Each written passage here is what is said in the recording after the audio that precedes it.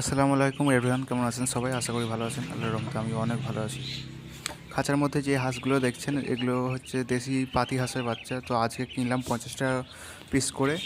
তো আপনারা অনেকেই বাসা বা ফ্ল্যাট বাড়িতে হাঁস পালতে চান, যাদের বাড়ির পাশে পুকুর নেই বা খাল বিল ছোট্ট আকারে আছে, তাদের জন্য এমন একটা খাবার বলবো যেটা খাওয়ালে আপনাদের টাকা খরচাই হবে না, অল্প খরচে আপনার হাঁস তাড়াতাড়ি বড় হবে। তো সেটা জানার জন্য ভিডিওটা প্রথম থেকে শেষ পর্যন্ত দেখুন। আমি এই হাঁসগুলোকে নিলাম আজকে সকালে 6টা হাঁস নিলাম, পাতি হাঁসের বাচ্চা। তার মধ্যে একটা মনে হয় অন্য জাতের হাঁস আছে, যেটা গলা সাদা দেখতে পাচ্ছেন।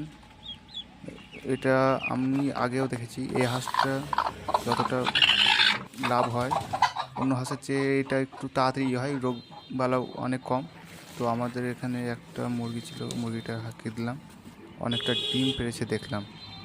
তো ডিমগুলো তুলে নিতে হবে, না হলে কুচিয়ে পড়া মুরগিগুলো যদি বসে বেশিরভাগ 1-2 দিন, তাহলে ডিমে রক্ত চলে আসবে এবং পরে যদি মুরগি না বসে তাহলে ডিমগুলো খারাপ হয়ে যেতে পারে। তার জন্য আলাদা করা দরকার।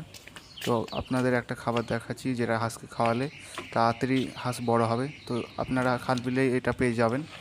এটা হচ্ছে শামুক, যেটা হাঁসকে খাওয়ালে তাড়াতাড়ি বড় হয়। এটাতে হাই প্রোটিন ফুড বলা হয়, যেটা খাওয়ালে হাঁস তাড়াতাড়ি বড় হয়। হাঁস, মুরগি আপনারা সবাইকে খাওয়াতে পারবেন।